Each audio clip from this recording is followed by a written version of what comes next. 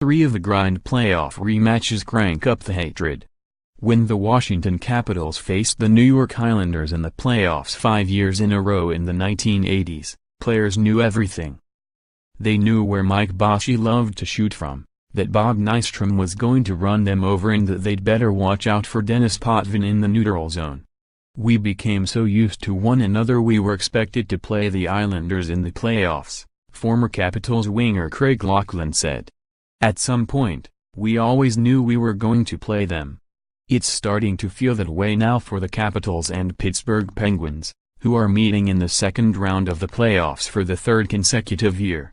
Two teams playing each other over and over again in the postseason is a common theme in NHL history, especially when 16 of the 21 teams faced off in a divisional format similar to what has been in place since 2014 and is responsible for Capitals-Penguins 3.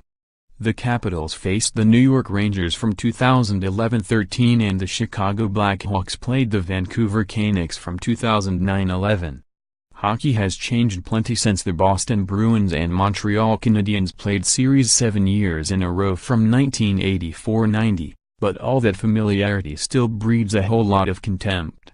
For the players, it's more difficult, said former Edmonton defenseman Kevin Lowe, whose Oilers faced Winnipeg 3 playoffs in a row from 1983-85. The body checks are heavier, the cross-checks are harder, the slashes behind the play are harder. Lowe doesn't think there are any advantages to players seeing the same opponent over and over again in the playoffs. Even on a Stanley Cup champion team in Edmonton, there was always pressure to beat the Jets because they had done it in previous years. Seeing the Penguins beat the Capitals on the way to the Cup the past 2 years, Lowe believes the stronger motivation belongs to Washington. They've made their life miserable, so that amps them up more, Lowe said. There's no real advantage to the team that's winning those years because you know every year's different and you thought, oh, we can beat these guys because we beat them before. It's a new set of circumstances every time you play. Former Philadelphia defenseman Brad Marsh recalled similar circumstances when the Flyers faced the Rangers in the playoffs in the 80s. New York was often dozens of points back in the standings and yet won their series sometimes. Players also changed teams less frequently back then, so the series felt like the continuation of a never-ending rivalry that began each fall in the preseason and was renewed in the playoffs. You certainly develop a hate for the team a little quicker because you've played them so many times in the regular season leading into the playoffs, and if you play them year after year, it certainly does give you extra motivation not to lose to them again, Marsh said. You did know how each player played or what their strengths or weaknesses were. By now, Capitals captain Alex Ovechkin said he and his teammates know pretty much everything about the Penguins, just like they did about the Rangers a few years ago. Coach Barry Trotz joked there was less scouting, shorter days before acknowledging, "We'll be looking for those little edges you can get when you start playing teams multiple times." Even back in Laughlin's day, the scouting reports, printed out on paper, were extensive. When Marsh faced the Rangers, he knew how to defend certain players in front of the net and what to expect from an opponent's stars.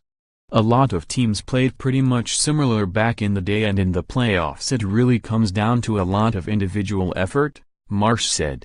As a defenseman, you knew who you had to really pay attention to. Sometimes that's a no-brainer. The Capitals have to watch out for Sidney Crosby, the Penguins for Ovechkin, and the 1980s Jets for Wayne Gretzky and Mark Messier.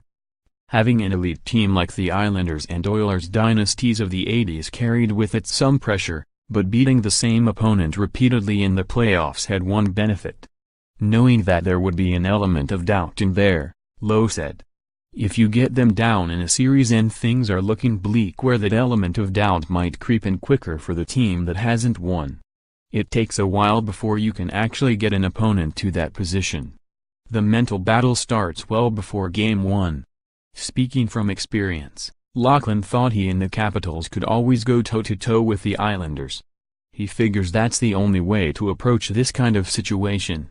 You need that feeling that this is a new year, it's a new season, it's a new series, and why can't we win? Laughlin said. It is belief that you have a better team and a belief that you are playing better than them at the moment. I think that's the only thing you can sort of feed off of is you have more belief in your game the way you're playing now. Follow hockey writer Stephen Wino on Twitter at https://twitter.com/swino_ more NHL hockey, https://upnews.com/tag/NHLocky